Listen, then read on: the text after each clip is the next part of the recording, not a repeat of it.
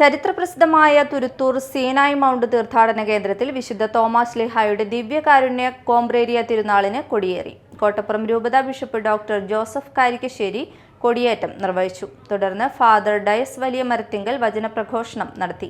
വിശുദ്ധ തോമാസ് ശ്ലീഹായുടെ തിരുനാൾ ഏറ്റെടുത്തിരിക്കുന്നതാണ്. എല്ലാ പ്രസിദ്ധീമാരെയും അവിടുന്ന് കനിഞ്ഞ് ആശീർവദിക്കണം. തോമാസ് ശ്ലീഹ ഞങ്ങൾക്ക് നൽകിയതാണ് ജീവിതമാർഗ്ഗ അനുകരിക്കുന്നത്. സുവിശേഷ വചനങ്ങളിലൂടെ ജീവിക്കുന്നതിന് ഞങ്ങളെ അവിടുന്ന് അനുഗ്രഹിക്കുകയും വിശുദ്ധ തോമാസ് ശ്ലീഹായുടെ മധ്യസ്ഥം വഴിയായി എല്ലാ പാപമാലിന്യങ്ങളിൽ നിന്നും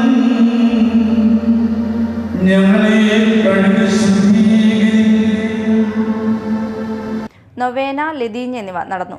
ഡിസംബർ 21-നാണ് തിരുനാൾ. 27, 28 തീയതികളിൽ 8-ാം ഇടം ആഘോഷിക്കും.